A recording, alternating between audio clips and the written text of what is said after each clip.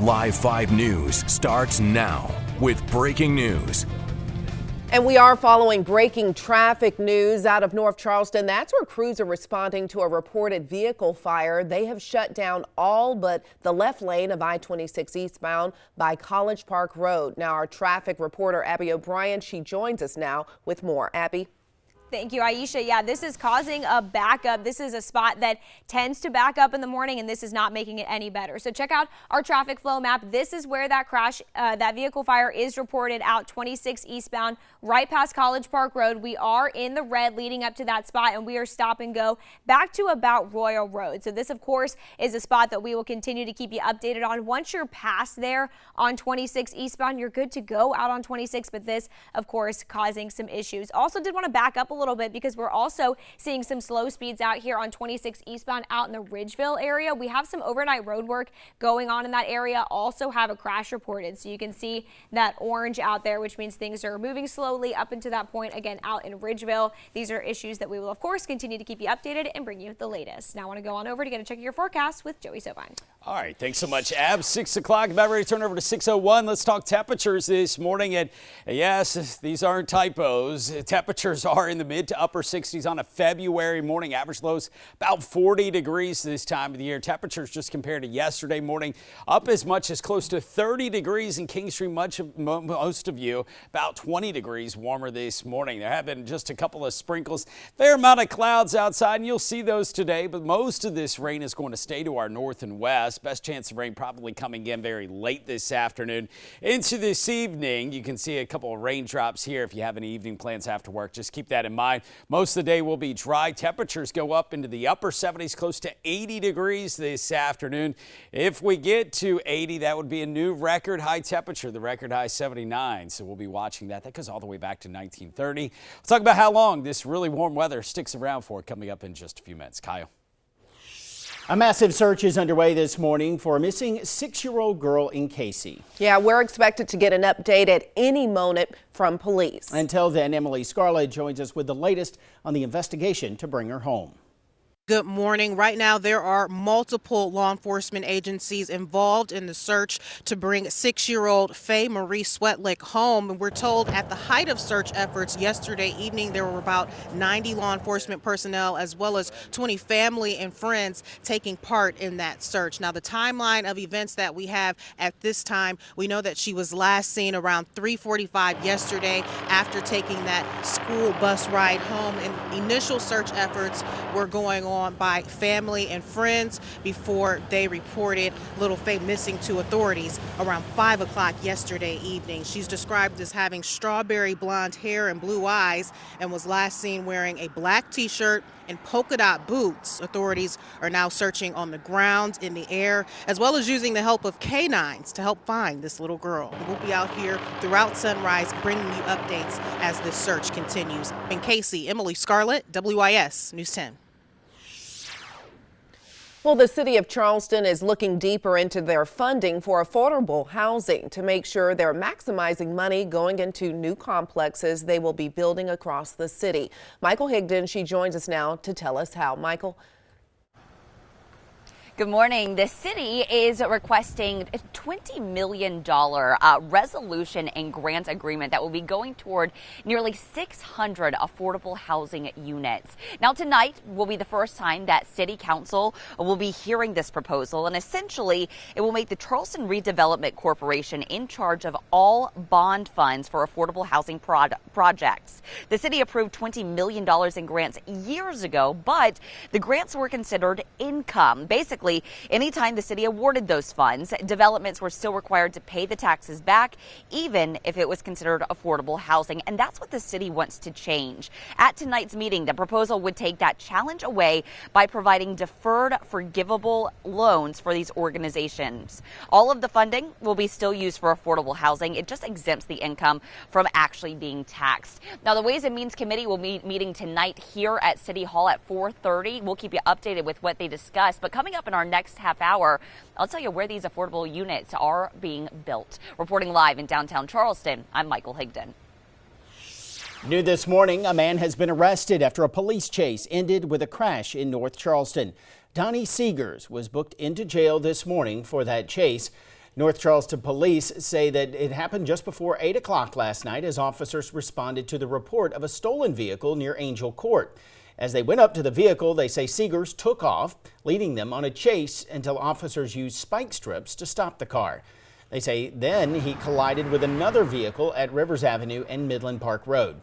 Both Seegers and a person in the other vehicle were taken to the hospital for their injuries. Seeger is facing charges for grand larceny and failure to stop for blue lights. The Highway Patrol is also looking for a driver who crashed into a North Charleston home, killing someone inside. This happened just before midnight Saturday on Attaway Street. Highway Patrol says an older model Buick LaCrosse ran off the side of the road and crashed into a home, and then the driver took off.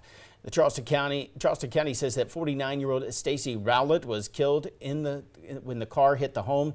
You could call Highway Patrol if you know anything.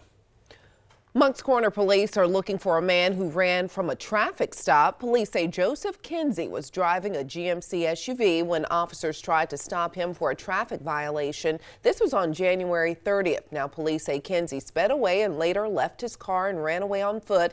Inside the vehicle, officers say they found 2 catalytic converters that had been cut off vehicles. Call the number on your screen if you know where Joseph Kinsey is.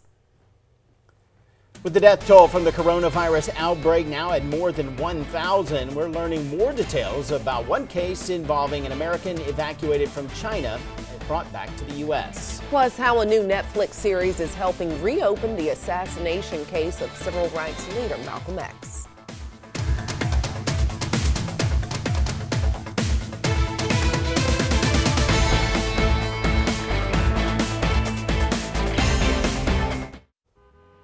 Welcome back. We are following big issues out on I-26. So I want to start with a look at our traffic flow map. Zoom on into where our biggest issue is. This is I-26 eastbound right near College Park Road. We have a vehicle fire reported, and that is blocking our right 2 lanes. So only the left lane open right now. Cars are getting by, but very slowly. And we, of course, have a backup. So you can see that leading up to that spot. We are in the red, which means stop and go traffic past Royal Road. So that's right now about 3 miles of stop and go traffic leading up to I-26 eastbound at College Park Road. Heads up if you are heading out in that spot. Once you are past there, you're good to go out on I-26, but that is causing some issues in that spot. Also have a backup here. This is I-26 eastbound out in the Ridgeville area, right near Ridgeville Road. We have some road work that's happening out there, supposed to be wrapped up soon, but in addition to that road work, we do have a crash as well. So you see that we have red and orange out in that spot. That is causing an issue as you are heading into the low country. Did want to give a wider view though if you are heading out. Check this out down near the merge of 526. We are pretty much all in the green. Things out in West Ashley moving really smoothly. Everything out in Mount Pleasant moving really well. So we are going to continue to keep you updated on these spots right now. I-26 eastbound at College Park Road and out in the Ridgeville area are our worst spots, but we'll continue to bring you the latest. Right now, law enforcement is giving an update to the disappearance of a 6-year-old out of Casey. Yeah, Faye Sweatleg. She was last seen yesterday afternoon on her school bus. She never returned home after getting on that school bus. And we want to go live to that news conference right now. Standing on the side of the highways, asking questions and passing out flyers. Thank you. Good morning. So just to reiterate a little bit of what Sergeant Antley said, this is top priority. All officers in Casey are on the ground. We've got amazing supporting agencies from Lexington County, Richland County, certainly and beyond, Springdale, many others. Very, very important that the community continue to share this message, continue to keep Faye's photo in front of you. Continue to share her picture. Can't stress how important that is. Over the last 12 hours, almost 500,000 people have viewed her photo from sharing it on our end. We ask that you please keep that going. We're asking 2 other things today of the public. One of these is new. We are asking that the public jot down this number. Please put it on your screens if you will. We have a new hotline just for tips and for people to call in and get directly into the room with our officers. That phone number is going to be 803-205-4444. This will not be activated until 7 a.m. So at 7 a.m., please use that number. Until that time, if you'd like to call between now and then, the number that was provided last night, 803-794-0456, is still the number to call. Finally, we also would ask that people in the community, in the Churchill Heights community, if you have home security systems, Ring, Wise Video, anything like that, please contact those two numbers, the 794 up until 7 a.m., and then the 205 number past that. Talk with our investigators and let them reach out and obtain some of that video. It may help in the investigation, and we're leaving no stone unturned, certainly. So I'm going to let these guys step back in and answer a few questions from you all. Can you give us all a clearer timeline? I know that you're saying 45 hours she went missing. Can you clarify what we know about what happened with her getting off the bus to being missing?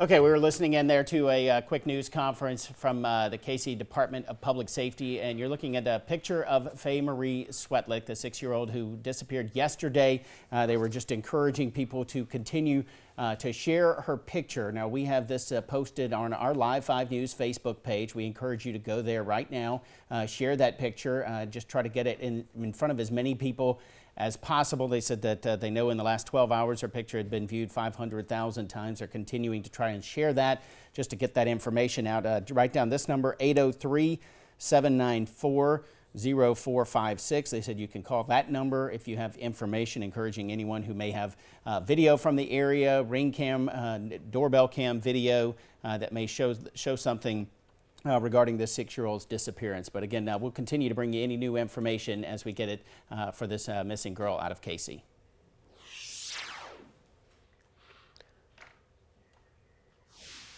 Chinese officials say the death toll from the coronavirus continues to climb. In a single day, more than 100 people died, bringing that nationwide figure to more than 1,000. Over the past 24 hours, a new government report also shows cases of infection also grew to more than 42,000. The figure the day before was previously at 40,000. We also know a U.S. citizen evacuated from where the virus originated to San Diego also has the virus, marking the 13th case here in the U.S. Well, the assassination of a prominent civil rights leader could soon be reinvestigated. Malcolm X was gunned down by a group of shooters in a New York City ballroom February 25th of 1965. The Manhattan District Attorney's Office now says it will review his death following the release of the Netflix series Who Killed Malcolm X. In the series, evidence from the FBI documents show that the Nation of Islam members convicted as accomplices may have actually had nothing to do with his untimely death. Still ahead, Summer Hector. She's going to join us with more information on a new affordable housing development being discussed at a Mount Pleasant Council meeting tonight. And meteorologist Joey Sovine will tell us how long these spring-like temperatures will be hanging around in your First Alert forecast. Now, your First Alert forecast from Live 5 News. Welcome back to time right now, 6:20 here as we wake up and get started on our Tuesday morning. You can almost see the clouds out there as we look live out on Daniel Island. What you can't see, but you'll be able to feel as soon as you step out the door. Very mild temperature, 67 degrees this morning out on Daniel Island. Breeze out of the southwest. It will be breezier today. That's bringing in the warm air. 7:08 our sunrise this morning. You won't see a whole lot of it because of a mostly cloudy sky. But these temperatures here, pretty rare stuff. 68 at Mount Pleasant, 67 out on Sullivan's Island, 65 on Folly Beach, even inland areas. Yesterday morning we had some of you in the 30s. This morning we're talking 60s for everyone. And you can see that really here. This compares the temperature right now to 24 hours ago. We ranged from 15 degrees warmer on Kiowa Island to nearly 30 degrees warmer this morning for you folks in Kingstree. So kind of changing our wardrobe a little bit today. Will be mostly cloudy sky, 76 by the time we hit lunchtime. Upper 70s, close to 80 degrees this afternoon. We do bring in a slight chance of a shower very late today. Most of you will not see any rain. The question is, where's winter? Well, it won't feel like it here today. That is for sure. The record high 79 79 in jeopardy. That goes back all the way to 1939, and we're going to be close to that. Wouldn't be surprised if many of you inland get up to about 80, 81 degrees. Forecast high Somerville 81, 79 in Goose Creek, 79 in Moncks Corner. Out towards Folly Beach, right along the immediate beachfront, temperatures will be considerably cooler. That's just a function of the time of the year with the water temperatures sitting in the 50s. Still have a little bit of a chill out there, but overall, very spring-like day here across the low country. Not much happening on the radar here, but you don't have to go far to find a lot of rain, but this will stay for the most part out of our area for today, so just a slight chance of a shower. Here we go into this evening. That's where we're talking about that best chance of some showers today as a very weak front comes in, stalls out over top of us. More clouds in the white here you can see as we head into tomorrow, but not much rain once again. The best rain chance this week is going to come in very late in the day Thursday, so still most of Thursday will be dry, but late in the day, that's when a cold front moves through. Highs in the mid to upper 70s until that front. Behind the front for Valentine's Day, we kick off Seawee on Friday. Temperature around 60 for a high, so much more typical for this time of the year. Coolest day will be on Saturday, and then Sunday into Monday, we start to warm right back up. Near these records over the next couple of days, looks like we could set one there on Thursday, or tie it at least at 78 degrees. Friday, sunshine returns. Valentine's Day looks sunny on Saturday, just cooler. And then on Sunday, we start to see those temperatures rebound. Let's go over to Abby, get updated on the roads. Abby?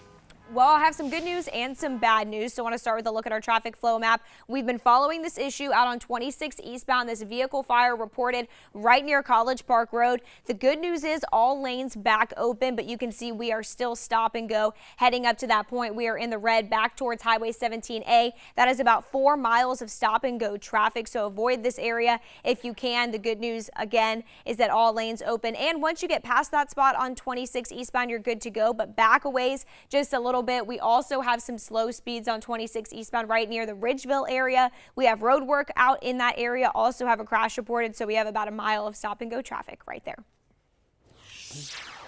More than 70% of Mount Pleasant's workforce lives outside the town. And according to Town Council, that's mostly because of the high cost of living. Summer Hector, she's live in Mount Pleasant with more on how the town is working to change all of this. Summer?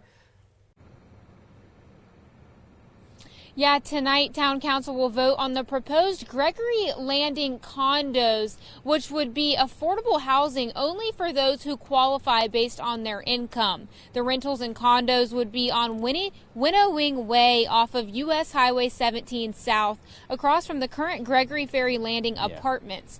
People hoping to live here must meet the housing and urban development standards with yearly income between $40,000 and $62,000. This is part of Mount Pleasant's efforts to provide affordable housing for those in the workforce in the community, like teachers, firefighters, police officers, retail workers, or recent college graduates. This project will provide a 3-story, 42-unit building of condos with 21 one-bedroom units and 21 two-bedroom units. The units will cost between $212,000 and $285,000. Tonight, Town Council will vote to change a portion of this undeveloped land from commercial to residential. Officials told me they expect this project to pass because they've been working on the affordable housing issue in the community for a while and have had lots of positive feedback on the idea. Now, the property is planned to be accessible by multiple roads. Officials actually told me that construction plans are with future goals in mind to have a connection between Porcher's Bluff to Gregory Ferry Road and eventually even Highway 41. Live in Mount Pleasant, Summer Hector, Live 5 News. After the break, see how a new proposal going before a Charleston City Council could change how you get around down a busy James Island intersection.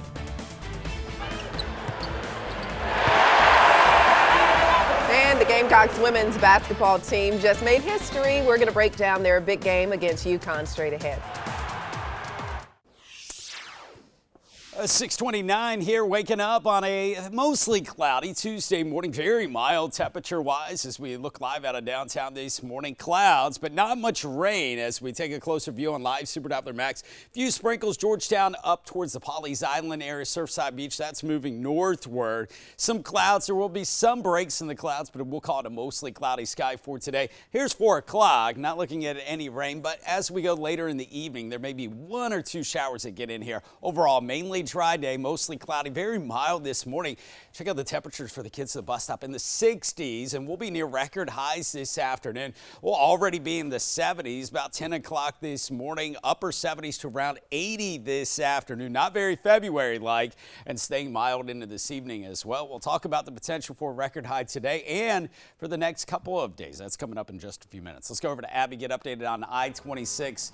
Are we still hung up there in the College Park Road area? Yeah, we still have some slow spots out on 26 eastbound. So here's where this vehicle fire was reported earlier. The good news is lanes are back open, but we're still seeing that slowdown. So you see the orange leading up to that spot. We are red back towards Highway 17A. That's about 4 miles of stop and go traffic before you get to College Park Road on I-26 eastbound. Your best way around is to take 78 to get onto 26, but you can see even there is starting to get in the red on 78. So we'll continue to bring you updates on this and let you know when it clears up. But also wanted to point out that we are still slow here, 26 eastbound near Ridgevale Road, due to a crash leading up to that spot as well.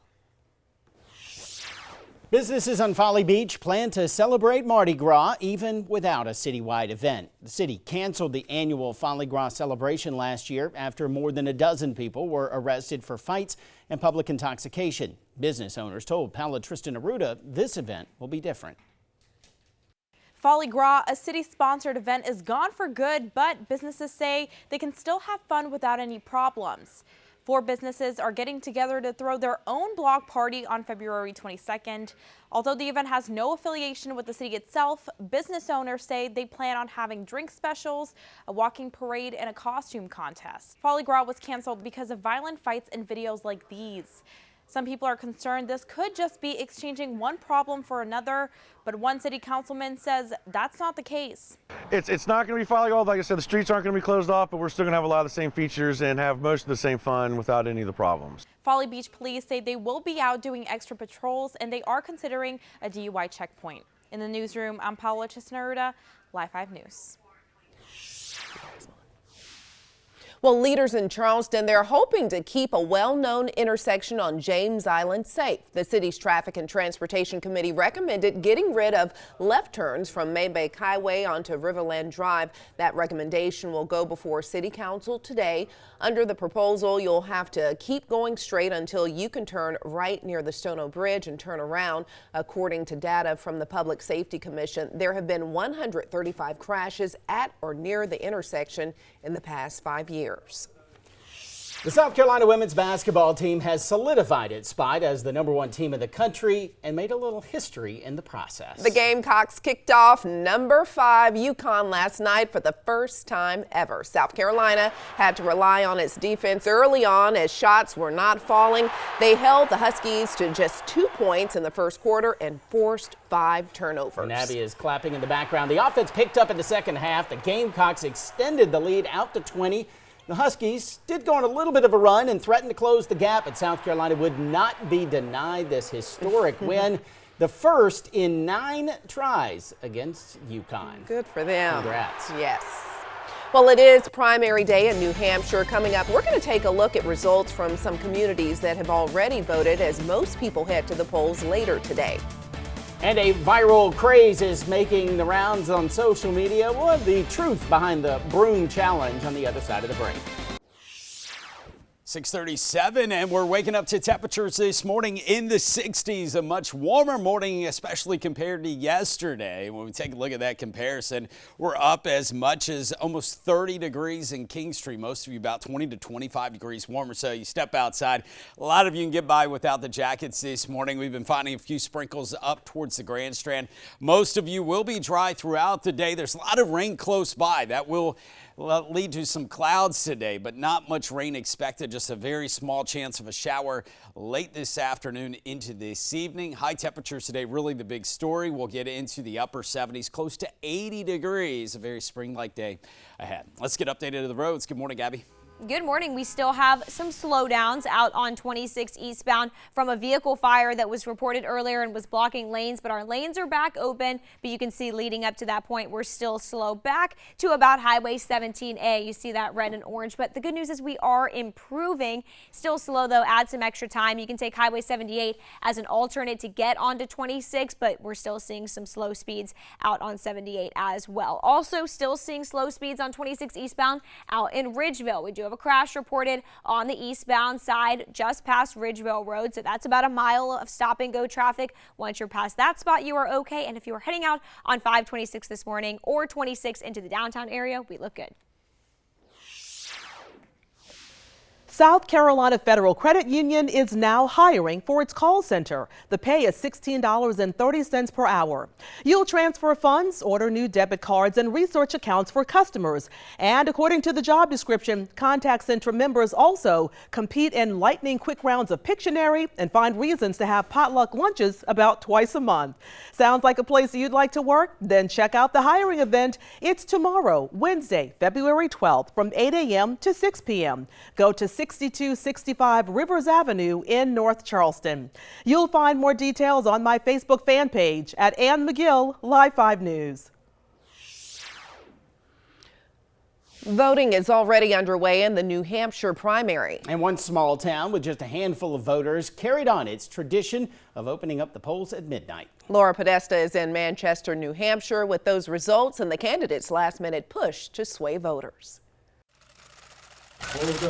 At midnight, the first votes of the first in the nation primary were cast in Dixville Notch, New Hampshire. 2 write-in votes for Mike Bloomberg. A small victory for Mike Bloomberg. 3 of the 5 voters, 2 Democrats and a Republican, cast write-in ballots for the former New York City mayor. I think the stakes are so high. In a state that can give candidates a national bounce, voter Catherine Talbert is looking for someone who can beat President Trump. We really need to make a change because our country is on a very wrong track. She's split between Senators Elizabeth Warren and Amy Klobuchar. Let's surprise the nation. Let's get this done. But it's Vermont Senator Bernie Sanders leading in the New Hampshire polls.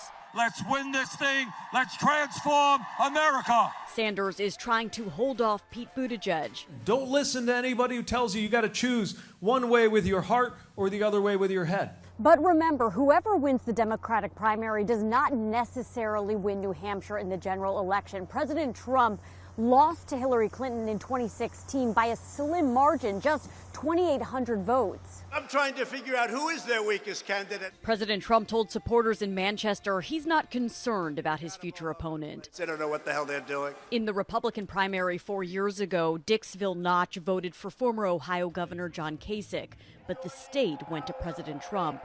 Laura Podesta, CBS News, Manchester, New Hampshire. 2 other precincts also voted overnight along with Dixville Notch, and Amy Klobuchar actually has the early lead in New Hampshire with 8 votes, doubling Sanders and Warren. We're getting an inside look at a bus crash that left 8 students injured, and we do want to warn you, some of you may find this video hard to watch. The video shows the incident in Perry County just east of Columbus back on December 19th.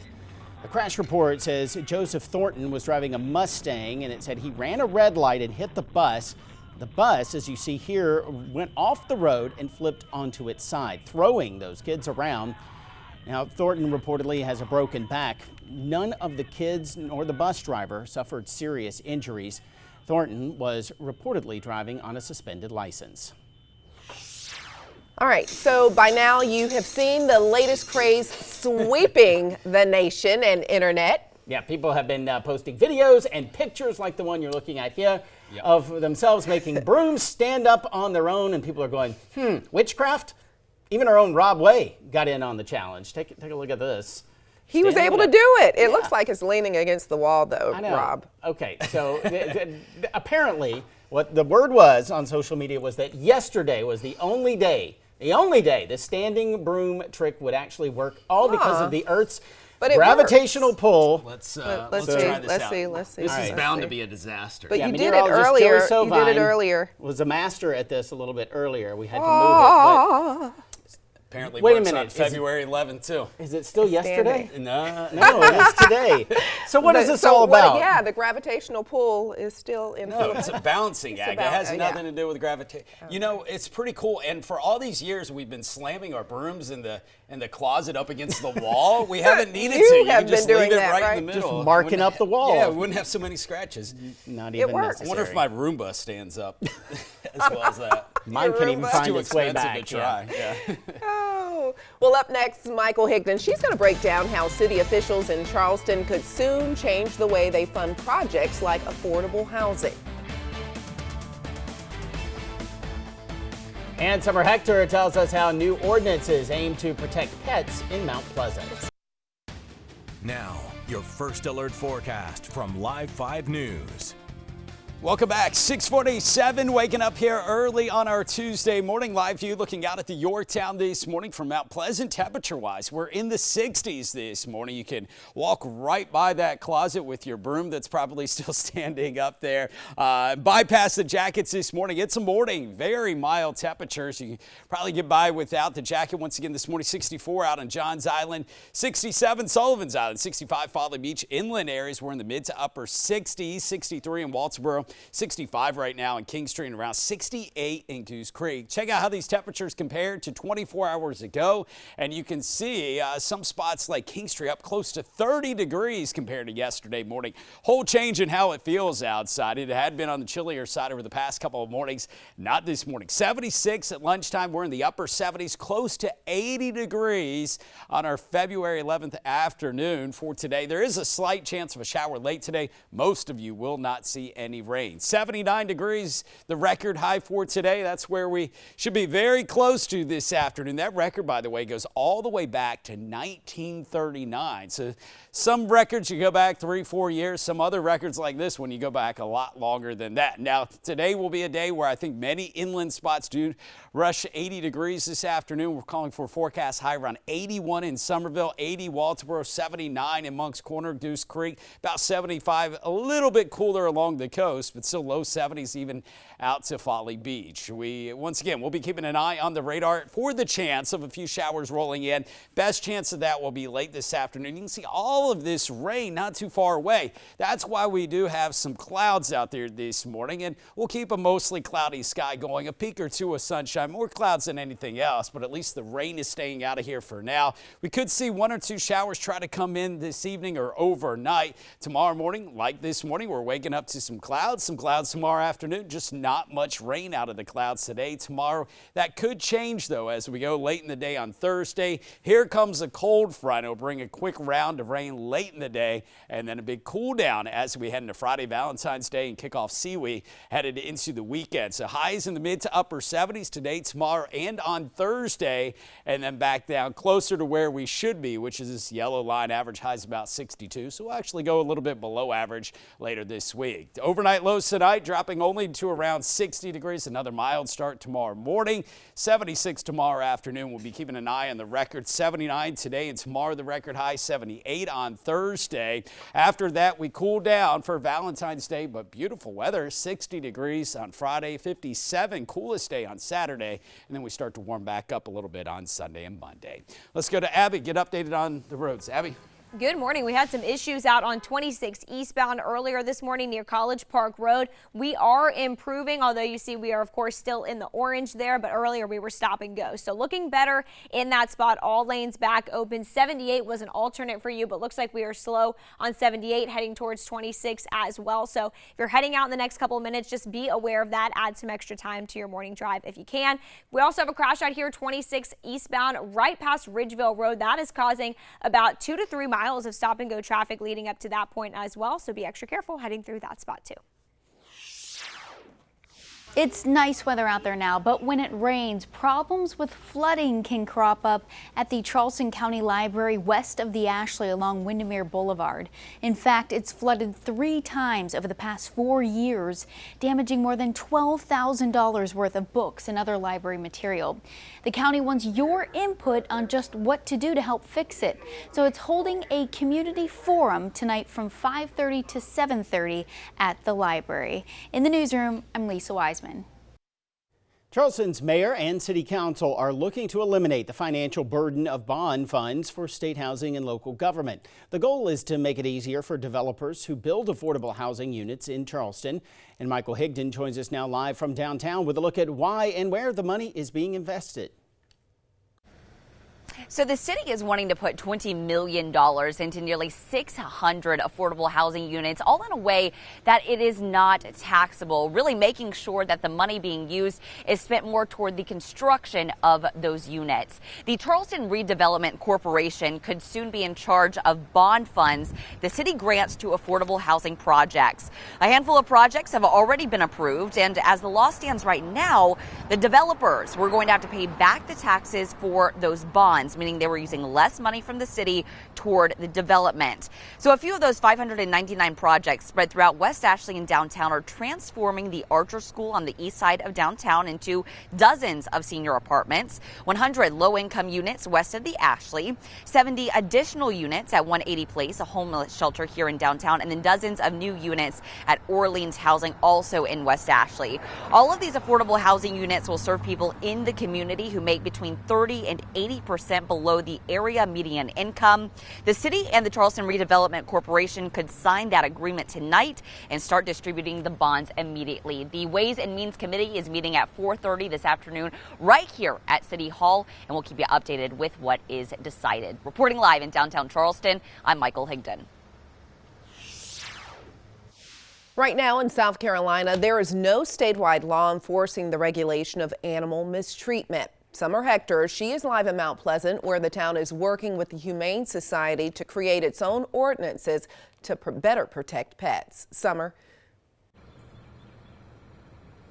Yeah, right now there are no laws that regulate how long an animal can be left on a chain or by how long that length of the chain can be. There are also no regulations on how community members can step in to handle mistreatment of animals. The town of Mount Pleasant has partnered with the Humane Society of South Carolina to enforce humane restrictions such as on the tethering of an animal, hot car restrictions, and improved shelter guidelines for animals. For example, right now a law enforcement officer could use reasonable force to remove a dog in danger from a car. The town is proposing this also be the case for anyone in the community under the Good Samaritan rule. A person would have a list of guidelines to check before doing so, such as, is the animal visibly injured, and did you first attempt to contact the owner and call 911? If so, you could then break a car window in order to save a dog, and you would not face any charges or liability. Now, the first reading of this ordinance did pass unanimously. The final reading will be at the Mount Pleasant Town Council meeting tonight at 6 p.m. Live in Mount Pleasant, Summer Hector, Live 5 News. All right, let's take a final look at traffic. 26 eastbound is slow. We had an issue out there earlier by College Park Road. Still seeing some slowdowns because of that. Also slow on 78 as you head towards 26. You can see that here, red and orange there. And slow 26 eastbound near Ridgeville because of this crash. Joey?